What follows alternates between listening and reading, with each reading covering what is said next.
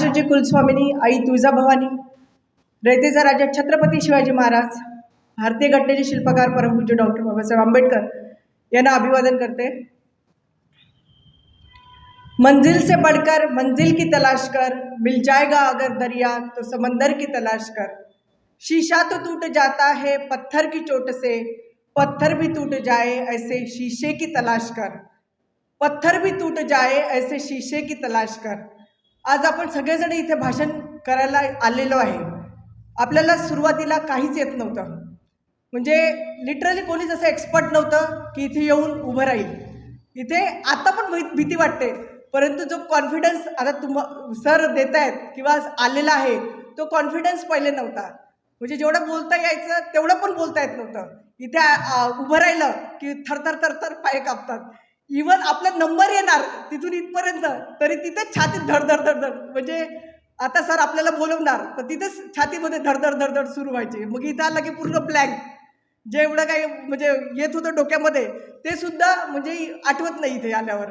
तर हे असं एक स्टेज आहे इथे। आज आपण बघतो गावागावात त्या वडाच्या झाडाखाली, त्या चौकटीवर, दुकानात, पानटपऱ्यावर खूप भाषण ठोकतो आपण, बरोबर आहे। कोणी गुटखा खायला जाईल तिथं 2-4 भाषणं तर ठोकूनच देते आजकालचं पोरगं। आणखी कोणी पान खायला जाईल तिथं भाषण ठोकतात। कोणी लग्नात गेलं तर लग्नात 4-5 जण मंडळी भेटली तिथे 2-4 आपण इकडचे तिकडे ठोकूनच देतो भाषण। म्हणजे आपण गल्लीबोळातले आहोत, आपल्यामध्ये कला आहे, कुठे ना कुठे आहे ती। परंतु जेव्हा जर त्यांना ते म्हटलं की आता हा माईक घ्या आणि 2 शब्द बोला, कोणाचीच हिंमत होणार नाही आणि खरोखरच हिंमत होत नाही। म्हणजे कारण भाषण करायला आत्मविश्वास पाहिजे। नुसतंच आपल्याला बोलता आलं पण आत्मविश्वासाची कमी असली तर आपण भाषण नाही करू शकत। आणि खूप आत्मविश्वास आहे आणि बोलताच येत नाही तर त्याच्यामुळे पण प्रॉब्लेम येतो। म्हणून भाषण हे काय म्हणजे जेवढं काही 64 काहीतरी कला आहेत त्याच्यापैकी एक कला आहे असं म्हणतात। आणि असं नाही की कोणाच्या अंगी नाही आहे, प्रत्येकाच्या अंगी आहे ती।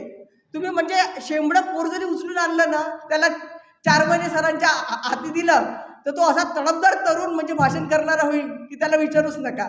आणि अशी जी आपल्यातले गुण काढण्याची जी शैली आहे ती सरांकडे आहे। सरांमुळे आपण भाषण करायला शिकलो। आज इथे लहानापासून मोठ्यापर्यंत सगळे लोक येतात। 11 कंपन्याचा मालक आहे, ज्याच्याकडे एकही कंपनी नाही, त्या कंपनीत लेबर